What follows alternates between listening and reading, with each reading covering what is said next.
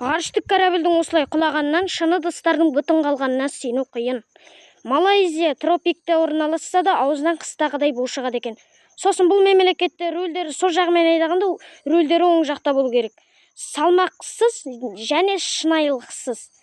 Жарық прожекторлары келесі кадрда өшіп тыңады. Бұл жерде күзді сағынған жапырақтар да бар екен.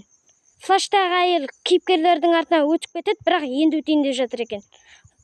Кейіпкердің қолынан кружка түсіп кетеді, бірақ бәрі орнына келе қалады. Көз алдында адамды өлтіргенмен қоймай, қашып кетудің орнына мына ақымақтар пәккімен қарсы алған нес, симбиотты ақымақ екен. Тасымалдаушы ретінде кемпірді таңдаған нес, одан басқа ширақтау, жастау адам құрып қалып па? Компьютер қоянның тіршілік мәліметтерін қалай көрсетіп тұр, ол үшін бұның денесінде бірқатар датчиктер болу керек қой. Қоян адамдарға қарап тұрады. Кадр ауысқанда әр жаққа қарайды. Эддидің сақинасы сол жақта болып жүрді, оң жаққа ауысып кете береді, содан сол жаққа ауысады. Мына жерде байланыс таяқшалары болу керек. Ортасымен сызып жатады. Кадр ауысып еді, сол жақта жазып жатыр екен. Я, сен екеуің персонаждардың әңгімесін басқа жерден бастап, бір жағынан бітіріп кеткендерін қойсаңдаршы. Дәл алдарында 1 секундтан соң ағашқа мініп үлгереді. Қой құрсын, кино ерте бітіп қалмасын деп әдейі мініп кеткен ғой. Еще бұлар дым көрмегендей, мойындарына оқтау іліп қойғандай, дым көрмей үйлеріне қайта қалады. Бұл көліктердің барлығы шын мәнінде заводтан шыққан сияқты. Әйтпесе, неге бәрінің нөмірі жоқ мына жерде? Мотоциклдағы каскадер чото Эдиге ұқсамайды.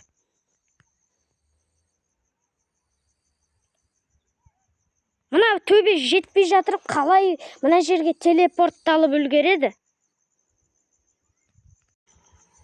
Мына жерде тамашалап тұрған көрермендер де бар екен. О, мына Веномның шын түрі. Ал неге Эдди қашып бара жатқанда сол кейіпке еңбегенін түсіне алмадым. Қобыжық бірталай жерге сүңгіп кетсе де, оқты көрінген жерге ата беру керек екен. Жаңа симбиоттар адамға кіргенде зомби құсап жүретін еді, енді кішкентай қызға кіргенде сүйкімділігін бұзбайын екен. Мына дәрігер біресе планшетті сол жағына ұстайды, телефонды оң жағына ұстайды.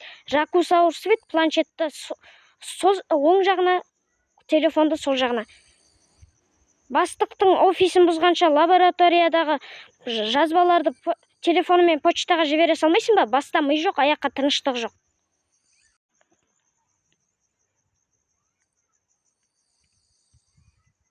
Веномен шығасың ба? Жоғы дәу ғой. Жоқ, шығам, бірдей екенбіз. Бұл шеш, аппаратты қошеш, вентиляциямен шығып кетеді ғой. Ой, әкеңнің артқы аяғы. Жаңа мына жерде бандиттер жүргенде иттің қасында ешқандай дәрігерлер болмайды. Сәл уақыттан соң індерінен шыға бастайды. Жаңа мына симбиоттар адамға кіргенде өліп жататын еді, енді бас кейіпкерлерді жылы қарсы алып алады екен.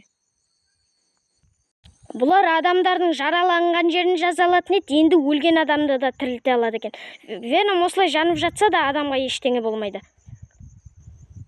Так, Веномның жынысы еркек, сондай еркек пен еркек фу не болып кетті. Ал керек болса, Веном осындай оттан жанып кетсе де тірі қалған ба? Мына бандит Эддидің осы дүкенге кіріп тұрған күтіп тұрады, уже екінші рет кездесіп қалды.